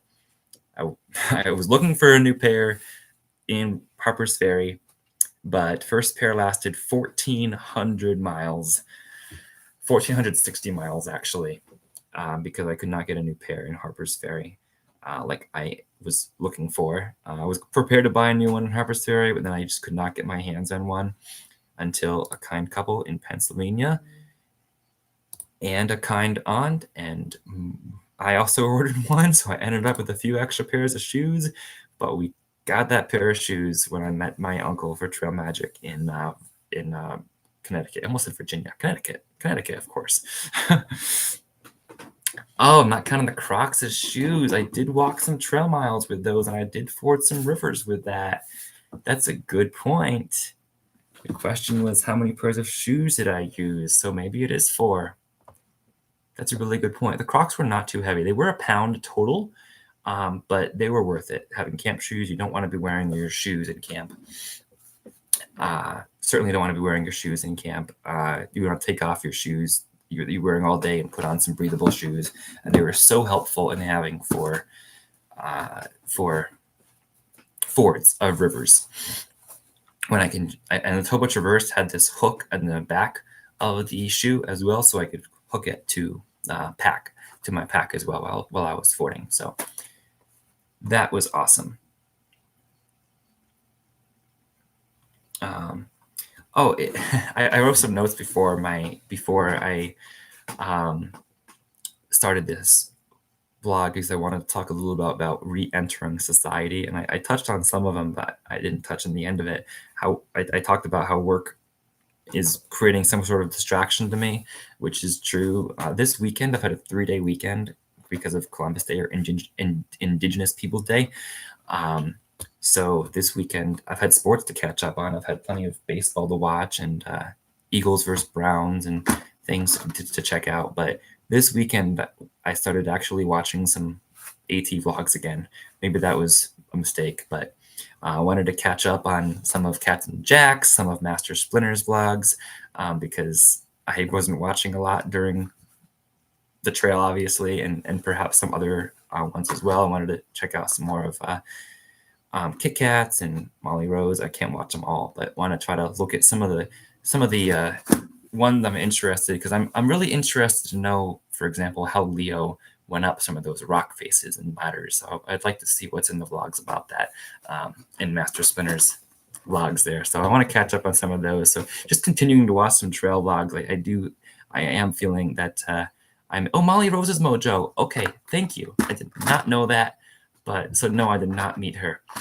I was following her, Molly Rose, but I did not meet her. I wanted to, but yeah, ultimately, I'd love to keep hiking and just like turn around and do what Captain Jack did and just keep on hiking. But like you said, my body needed a rest. I had a blister. I had my ankle that I feel like needed some rest and needed some time to heal anyway. Plus, needed some income because I can't support myself fully with the YouTube income on trail. Although it was super, super helpful having all of you to thank and who many of you who donated things, and 3-pointer and Mark who donated food. Like I would have had a lot more expenses if it weren't for all of that. So that was super helpful, super, super helpful. But I can't continue to count on their generosity and their kindness. It's not a source that's going to be there forever. So you can't just keep like hiking forever. You can't expend that generosity forever, but I'd love to keep finding hikes to do. But for the current season, need some income, need a job, but it would be so tempting to just jump into another long through hike. I feel like I could do it right now. When I put on my backpack the other day, just to bring it in here, when I put it on to bring it in here, it was just like, oh, time to go hiking. It's like, but there's no trail nearby. That's sad. But so I still miss it. Still miss the trail, and going to start dreaming about another hike, because I can look forward to the through hike and the Foothills Trail, but yeah, the dream of the other trail, the PCT, is real. But I dreamed about the AT for 10 years. Didn't think it was going to be a through hike, but it happened to be be one. I dreamed of just completing the whole Appalachian Trail. That was a bucket list item. I wouldn't say the PCT is a bucket list item yet, but I might start dreaming. But for now, season to be back in society, and I can dream. And if something happens to cause me to be out of work again, I have somewhere to jump to. So save up some having this job to save up for the next rainy season, and that can maybe inspire a future through hike sometime in the future, but it won't be 2025. It won't be 2025. I'll just see what hikes I can do, but just try to keep the channel active by maybe doing some reflections and talking, because it's fun. I didn't think I was going to be talking this long with you all today, but it's been a pleasure. So I want to keep that engagement going. What other facts that I have that I wanted to share? Okay.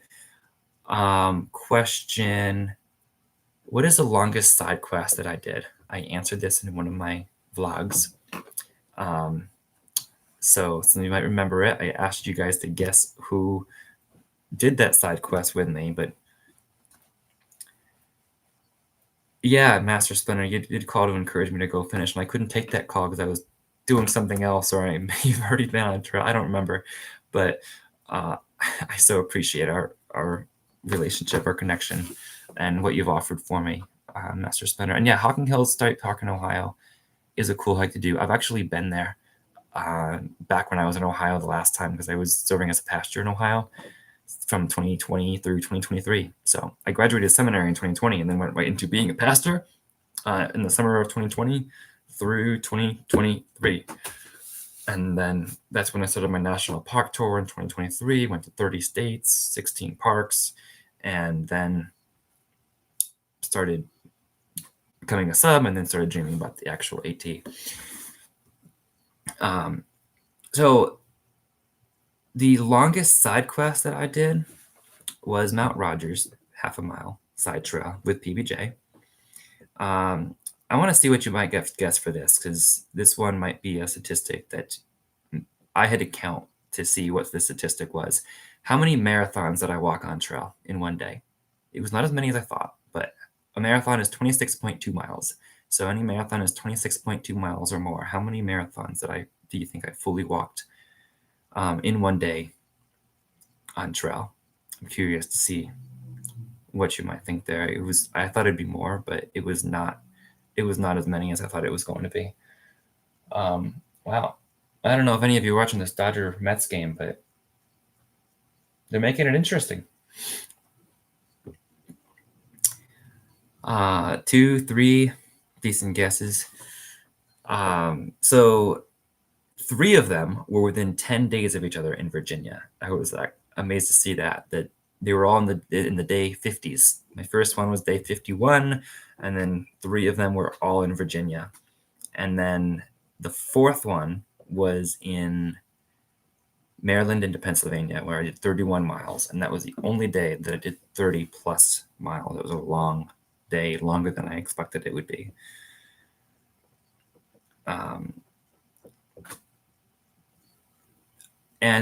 If I'm going to finish the thought of my through hike and put my through hike on into a bow here, I wouldn't be fully doing that if I didn't come back to the shelter in Georgia, where I contemplated leaving the trail. And many of you might remember this point. Some of you had to go back to it. It was like day 5. Do you remember what shelter that was at? That was a shelter that I met Frizzle at. But I didn't know I was meeting Frizzle yet, and she wasn't Frizzle yet. She hadn't gotten her trail name yet.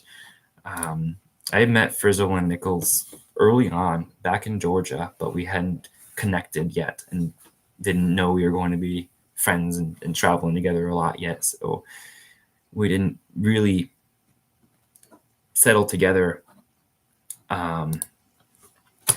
till later on. I was still with my Georgia crew. Started with my Georgia crew back in Georgia, obviously, in February. Met them at Gooch Gap Shelter when I came in after a full day and a very windy day through Cooper Gap. Yeah, Cooper Gap was super windy. I was a little miserable in that point. I was like, wow, it's windy, it's cold, I'm miserable.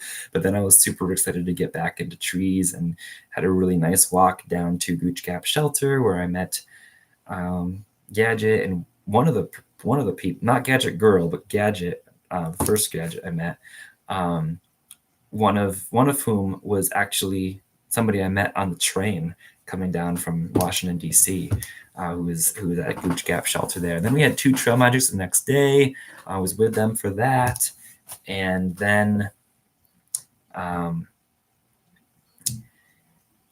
walked into Neil Gap and saw them there, and they were the ones who encouraged me to check out the Green Dragon Hostel with them, and I'm so glad we did. The first 9 days were in Georgia, and it took me 9 days because there was a lot of weather in Georgia. It was cold, it was windy, there was some rain, and Blue Mountain Shelter was at mile 50.1, where it was just really cold. It got down to 22 degrees that night, and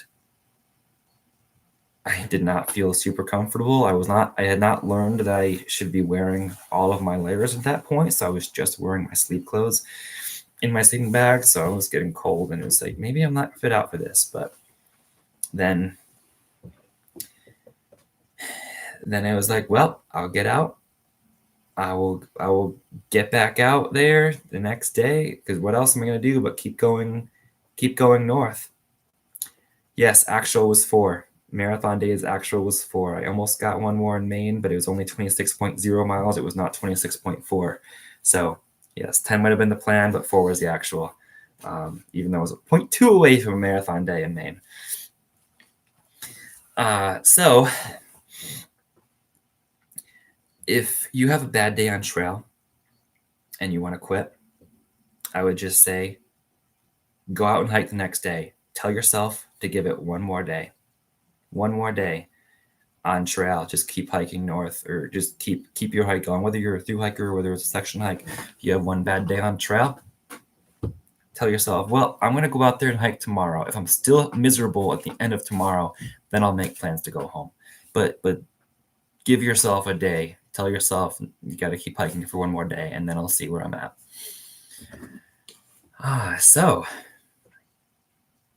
My favorite mountain of the 24K New Hampshire mountains that I climbed was South Twin Mountain. And there was South Twin Mountain because that was the best view of the Franconia Ridge and the Presidential Traverse in one. You could look back to the Franconia Ridge, absolutely gorgeous view, and look forward to the Presidential Traverse, gorgeous view. And it was a beautiful day, and it was one of the days on the exposed ridge in the Whites where it was actually not windy. Madison was beautiful too. Master Splinter, it was beautiful view from there. But that was the day after my episode at Edmonds Cole, and I was just kind of exhausted. So it was a beautiful view, but I also did not like coming down from Madison.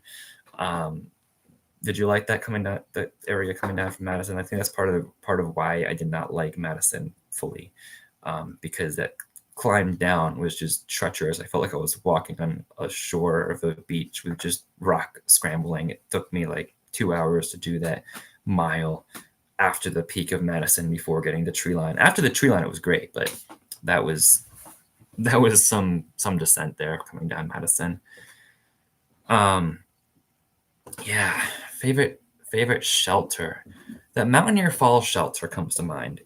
That is right after Rowan Mountain, right after Mountain Harbor. Mountaineer Falls shelter. We took a slow day out of Mountain Harbor because we loved Mountain Harbor so much, and we just stayed there for a while, appreciating it, and also because it was kind of raining. So the whole crew was there, really. All of our family, and then we all took a slow day. It was like 8 miles or so into Mountaineer Falls. Another great one was Peters Mountain Shelter. That was a huge shelter. I think that was in Virginia. I don't know. I forget these things where it was, but I remember the shelter. And that was the shelter that I stopped at 4 o'clock too. But that was a shelter also where the water source was down 200 stone steps.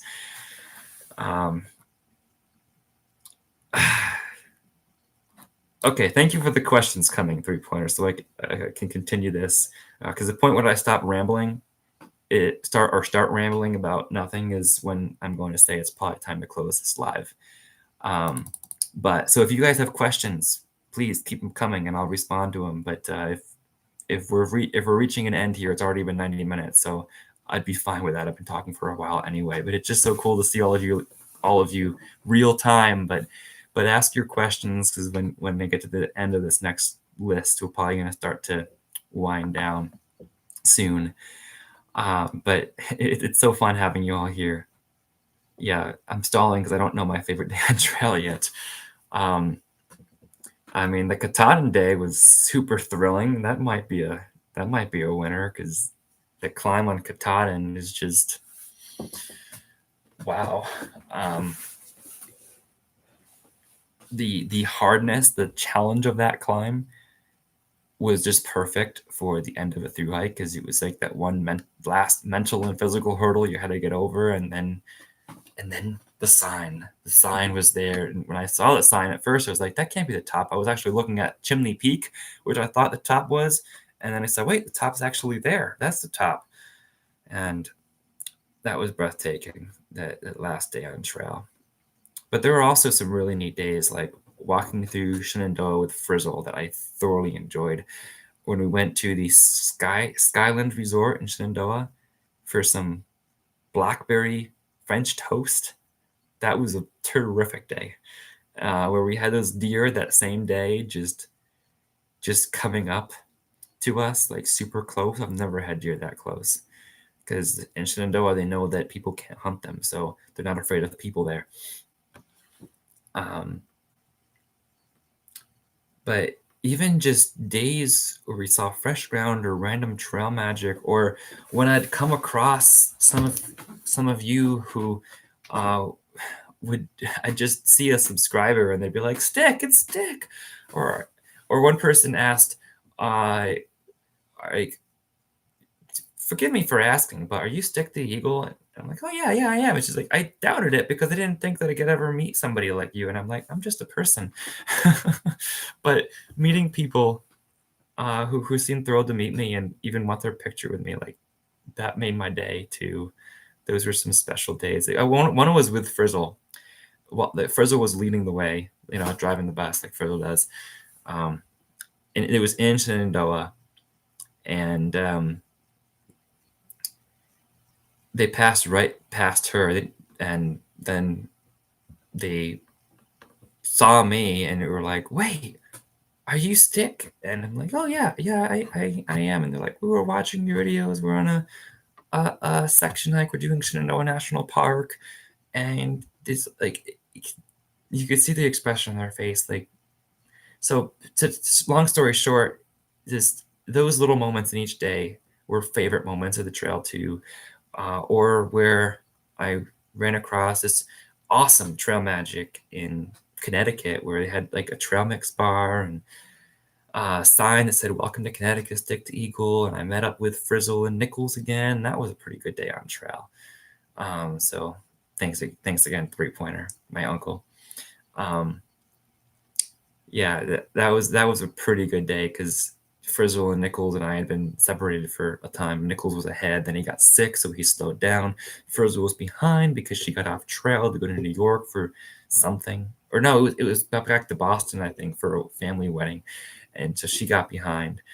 And we all converged at that spot, that trail magic. So that was terrific. Peters Mountain is in PA. Thank you, Heidi. Appreciate that. I completely forgotten where that was. That was a great shelter. So the one food you couldn't possibly consider eating again, I could eat everything that I ate again. I didn't get tired of anyone. I had enough variety of trail mix.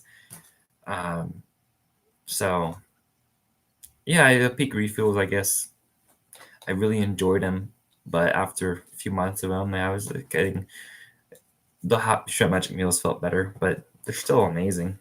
Taking a break from them for now. I'll go back to them in the Foothills Trail, but I can't think of like one food I just don't want. And Trail Magic, food is food, or eating in trail, food is food. I liked it all. So Cliff Bars, yeah. Master Splinter says Cliff Bars. I still like Cliff Bars though. I like Cliff Bars, so it's not Cliff Bars for me. But I'm sure when you go back to trail sometime, you'll be going back to Cliff Bars, right? Maybe, maybe not. So anyway, this live is a classic. Thank you, Efficient RVer. I love that title too. Whenever I see that, because I just dream of like traveling in an RV across country. And every time I see your comment on the video, like, oh, RV, like that's a dream to just get in an RV and you can sleep wherever you want and just travel cross country. Like that's really cool. And be efficient about it. Efficient RVer. So just think of that every time I see your comments. And just appreciate you all following along, because some of you have been religious about commenting on like almost every video, and I love seeing you all. Vivian, thank you. I see you a lot. Master Splinter, I will still be watching your videos, so if you see some old comments or new comments on old videos coming in, it's me, or I might just watch them on loop. I don't know. But have you been staying in touch with Frizzle? So not every day or anything, or a lot, but I'm still in touch, still have her number, still will message from time to time if I go back to the area, especially if you plan maybe a white strip at some point, do some more whites, because she wants to finish, she and Nichols both want to finish all 48 4,000 footers.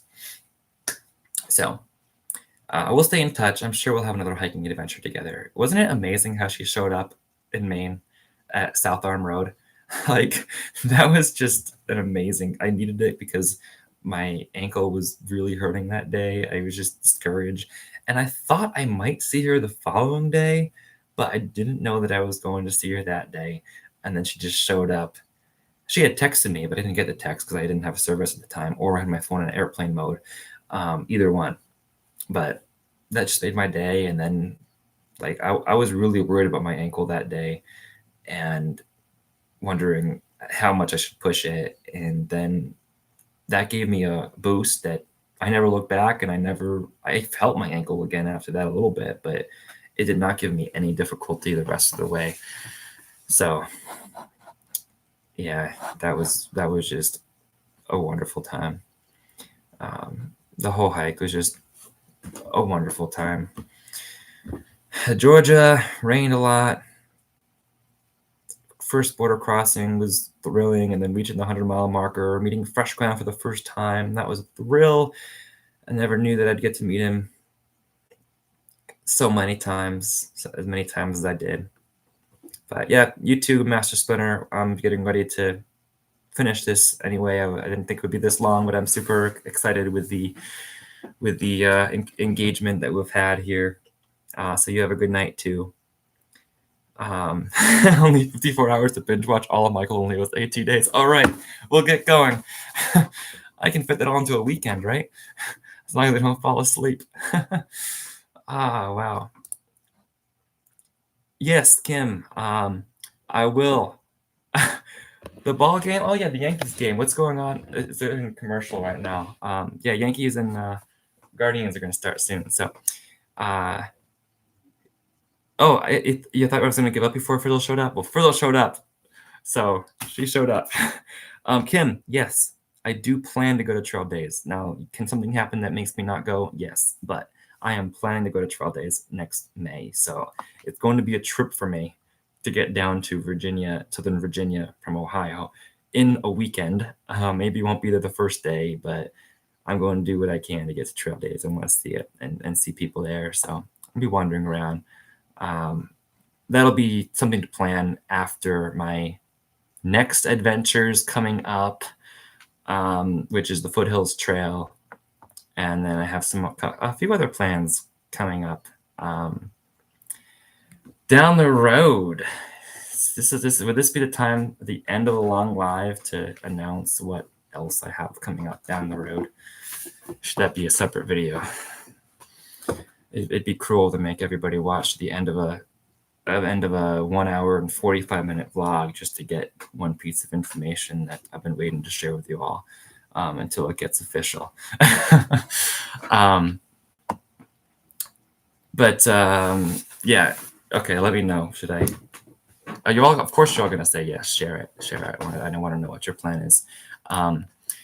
At the end, but that rewards you all for being here and sticking it out through the end. All 64 of you here. I can share now. Oh, Karen, hello.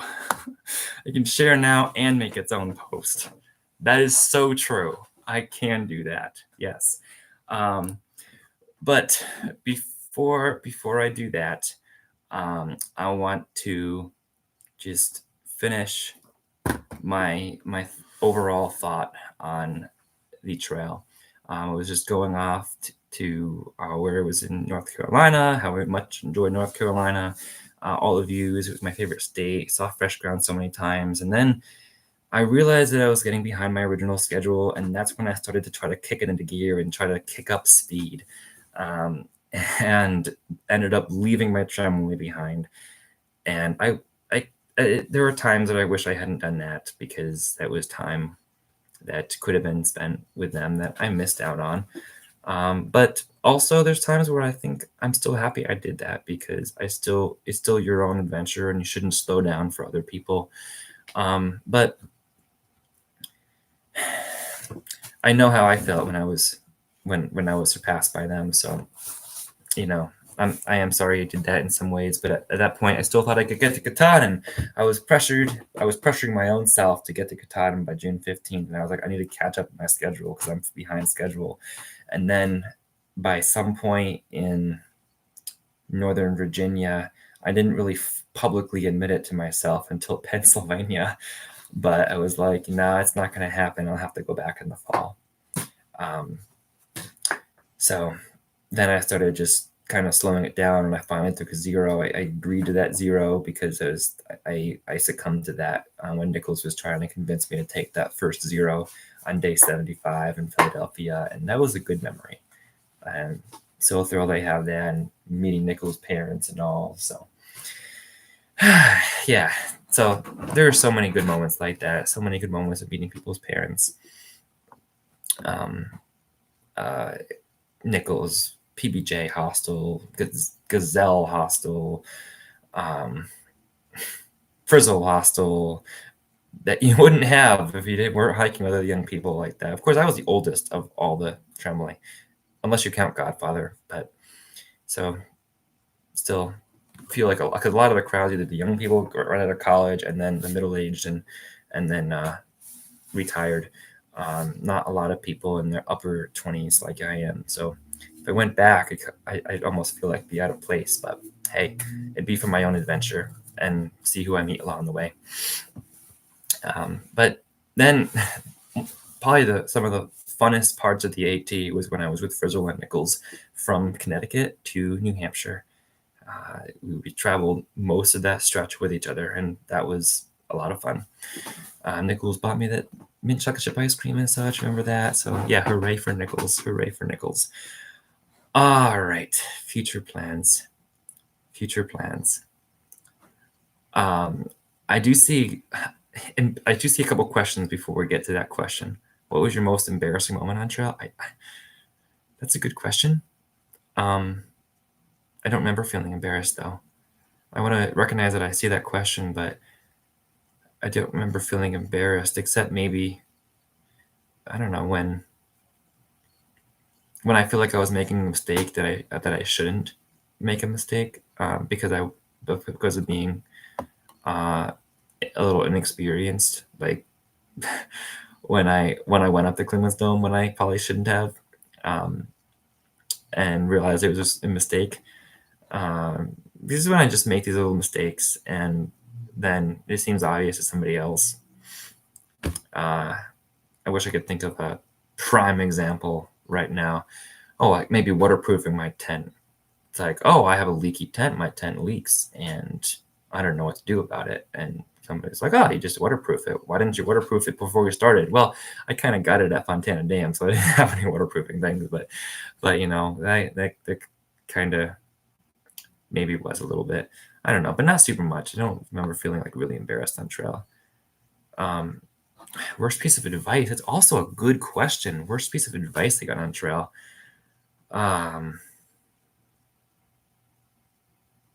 I feel like I forgot that worst piece of advice because I'm not holding it in my head, because if you get bad advice, you don't let it control your hike. You don't let it control your plan. You just focus on what's good and what has worked. And that's different for everybody. I could give you advice right now. Like I gave my tips video that was like 38 minutes long, and even some of you said that advice might not work for somebody else. Some might, like sleeping with a filter when it's supposed to be below freezing. But not every piece of advice works for everybody. So find your own advice, test what works for you, and know that each hike is going to be a little bit different. The best piece of advice that I can think of for you all is to control your expectations. Don't expect to get to a certain place by the end of the day. Don't expect to get to Katahdin by a certain date like I did, because that can control your hike and make the hike different for you, different than it should be. At least I say should be, but maybe you want that kind of hike, but different than I wanted. I just want to engage with nature and seek fellowship with nature. And when I let go of that, which is also a plus of traveling alone rather than a tramway, is because you don't have to plan where you're going to stop each night. You can just stop when you want to, or when it starts to get dark. I started having the 6 o'clock rule, where by 6 o'clock, I wouldn't look at the map till maybe I look at the map, but I wouldn't think about where I was going to stop till 6 o'clock. And then I'd start thinking, okay, I need to start thinking about where to stop. As it got later in Maine, I learned that 6 o'clock was too late to start thinking about that. It had to be 5 o'clock. But yeah, just hike and think about where you're going to stop later. There's plenty of spaces to stop, and you can set your own time. Maybe it's 4 o'clock for you or 3 o'clock for you, but have some of the day where you just walk and you not focus on getting here and here and here each and every day, because that puts a lot of stress, especially when you start to go slower than you expected. Camp Cook says, I love the Priest and Three Bridges in Virginia. I love those too. At the time, I thought those were very steep climbs, and I wasn't looking forward to them, but looking back at them, they were beautiful climbs. You really want to know what I put in the log at the Priest Mountain shelter? What stays in the log stays in the log. What I put in the logbook stays in the logbook. But that's funny. I will say that I knew Gazelle was behind me, so I wrote a message to Gazelle in the Priest Mountain shelter. I wrote her name there, so because I wanted to tell Gazelle that I really wanted to spend more time with her, because I feel like she was one of the ones that I did not spend as much time with in terms of the rest of the tramway. So I wrote that message that I felt like I should be spending more time with her. That wasn't the only thing I wrote, but that will stay in the logbook.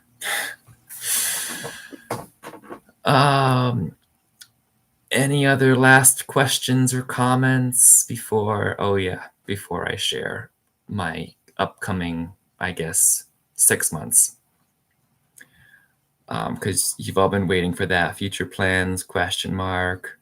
You look to be enjoying yourself more when hiking with tramlight. I agree. It took me a long time to realize that, but I agree. Toughest part of the AT was Southern Maine, by far. Yeah, more the whites too, but Southern Maine was the toughest part by far. Fear-mongering. Yeah, that happens all the time. People are like, oh, this Southbounders. As I was meeting Southbounders on the final leg of the trip, kept saying to me, oh, this climb is awful. as they were coming up to chairbacks. Now, I did have a time with chairbacks that was difficult, but the fear mongering was that, oh, the Chair Mountain's the worst climb of the AT. This is like it's a terrible climb. This is all this rock scramble, and it's gonna take you forever. It didn't take me forever. It was a very short scramble, but this was southbounders coming up, so maybe it was the worst climb for them because they were southbounders. But yeah, some of that, it's all matter of perspective.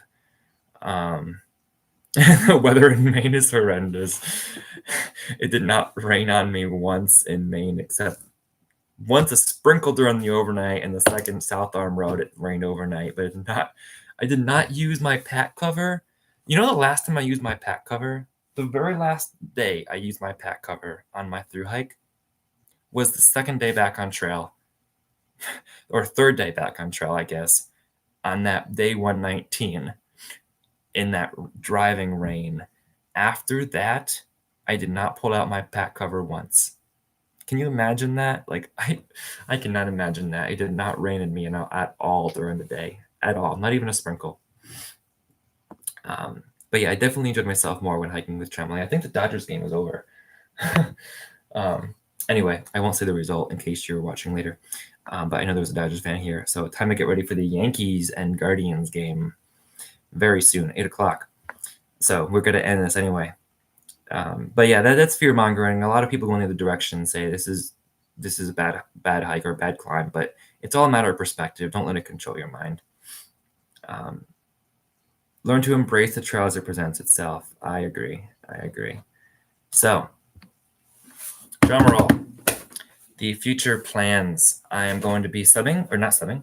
I used to say subbing. I'm teaching in Cleveland for the foreseeable future. I have a contract through June, and then I could be renewed for next year, but I could not be. I don't know, which is why I'm really happy to have this temporary living situation for a good price here in Ohio, near where I went to seminary. It saves a lot of money. It adds more gas, but the rent of places to get by myself would be so high that I'll be saving a lot of money to use for more travel expenses down the road this upcoming year. So I'll feel better about putting some money into these travel plans because I'm saving money doing rent. So that makes me feel a lot better about the plans we have upcoming, whether it's driving or flying. So I want to, I'll finish out 2024 first. I'll just be here. I'll maybe go on some little hikes, but I'll want to do some morning reflections, maybe do some Bible verse reflections. I don't know if you'll all be into that, but it have like a Bible verse. It was like, what if I just take one Bible verse and let that drive a 10-minute conversation for the day, whether that be in the evening or the morning. And maybe I could even do that live. I could go live and have a discussion with you all about it. Like, that'd be cool. Instead of me just talking to you about what I think about it, you could find a cool time for that. In the morning, it would be like, yeah, it'd have to be at like 5:30 in the morning. So it'd probably be better to be in the evening when I get back or something like that. And it'd probably be at random times too, but I could just go live and just talk about a Bible verse and then see who comes on and just talk it up for a moment and reflect together or something like that. Or even a quote, or I could start with a verse and then someone can drop a quote and we could talk about that. Like, it could just be continuing to engage with the community in doing some of those lives. And of course, lives are always posted on the channel for the future. So if you can't catch it live, because I wouldn't probably be consistent with the time, or maybe I would, but probably wouldn't be consistent with the time, then I could just post it and it's there for the future for anybody who wants. So I'm thinking about doing that as my next chapter. Just starting with that. I think doing live, because this is better than I expected it to be. So I think doing live would be the way I'd want to do that, and just see whoever's on at any given time to just go for that. Morning Bible study. But the thing is, the morning Bible study it'd have to be at 5:30 a.m. Who else is awake at 5:30 a.m. for a morning Bible study? Because I have to drive up to Cleveland. So I don't know if I get many people there. I could try it. I could just do it one morning at 5:30 at Eastern time. So the people in Pacific is like 2:30. So I don't think that'd work out well, but people could watch it in the morning afterwards the next day. So anyway, that's for the rest of the year. And then Randino's end of days hike in the Foothills Trail to close out the year. I'll be going back to Connecticut for Christmas and then for briefly, and then going to North Carolina for a foothills hike. So looking forward to that. And then maybe, hopefully, sometime along the way, I'll have a long weekend, maybe Thanksgiving week or something. I could do some of the things that I haven't done before, like Bear Mountain and Wolf Rocks in Pennsylvania. So I'll plan for that. And then brings me into 2025. And 2025 is going to be a year where things will happen where I don't know. I don't know how 2025 will go. I'm going to start in this role, hopefully, as a teacher, and then I'm going to keep doing trips. But I don't know if the contract will be renewed for a second year in 2025 or what the end of 2025 will look like. But as far as the beginning of 2025, you all know. Guess. All right. See if you can guess what 2 countries I'm going to visit in 2025. I'm about to reveal them, but I'd be curious as to your guesses. Yes, it's countries, because I need my passport for them. So I've had this trip planned for a while, and to review my bucket list items. To review my bucket list items, it was hike the AT, hike the Appalachian Trail. I've done that. Visit all 50 states. I've done 41 of 50. I still have 9 left to go. Then another goal is to visit all 30 ballparks, baseball ballparks. Another goal I have is to visit a home Eagles game at some point because I'm an Eagles fan. Another goal is to visit all 63 national parks. I've been to 17. I have a ways to go. Today's list, I've already been to Australia, but good guess. And my other goal is to go to all 7 continents. All 7 continents. So I've currently been to 3 continents. North America, of course. Australia and Asia. Australia was where my old fiance was from. That I had a relationship with in Australia. So that's why I went to Australia and also explored that. But that's in the past now. It's a past relationship and gone. But that was an experience I'll always remember, being in Australia, exploring the Great Barrier Reef, etc.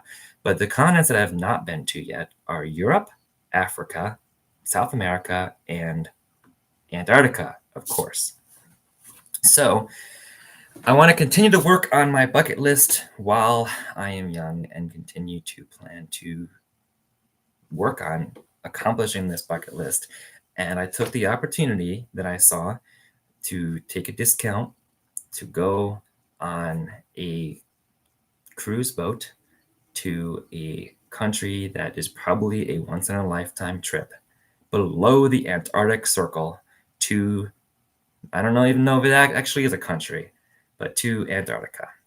So that trip is planned through South America. We'll be going to Argentina and then to Antarctica in the end of March into early April.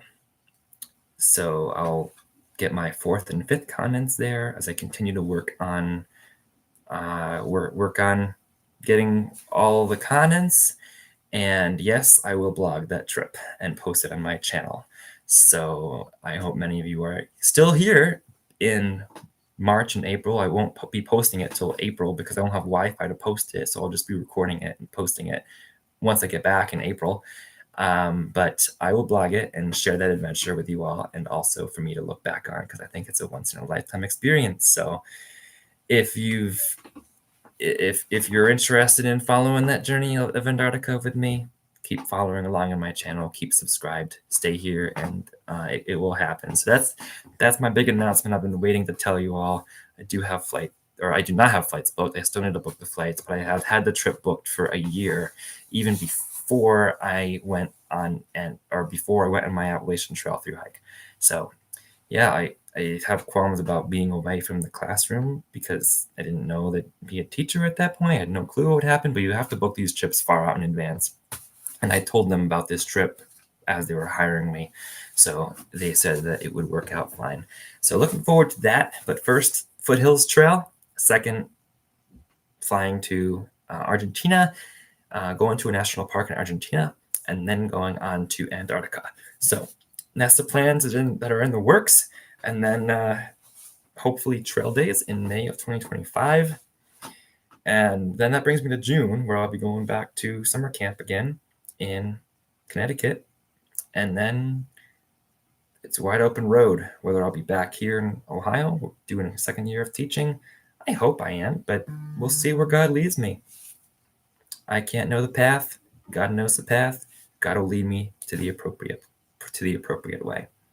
So thank you all for following along. I have one more question here, I think. What is the biggest change you have noticed in yourself since completing the AT? More outgoing, self-motivated, etc. So I am outgoing when I am independent. The independence is key to be able to feel like you can do what you want and plan what you want. And I feel, but the biggest change I think I feel is that I am more at peace. I feel more at peace. I'm less stressed. I'm less worried about the future. And biggest is I'm less depressed, because I was depressed when I lost my job as a pastor. And I took it to heart. I was thinking about what people were saying, about the lies people were spreading, about things that weren't true, like things I was trying to do that I was not trying to do in that church. And that broke me, because all I cared about was seeing the church grow. And I just put that behind me now, because it's still there. But I've just learned to trust God in this season. That was for that season. I was able to help many people, and God used me. But now God wanted to use me somewhere else, and God also wanted to give me the opportunity of meeting all of you and doing this through hike, which we have done now. I still wrapping my head around that we've done this through hike is remarkable. So yeah, but that's the biggest thing. Improvement related to fitness, yes. RV, I would agree with that. I need to keep up with that, keep walking, just like I did at summer camp. I've already found it more difficult since I'm teaching and having hour commute and staying at school late to grade papers and things like that.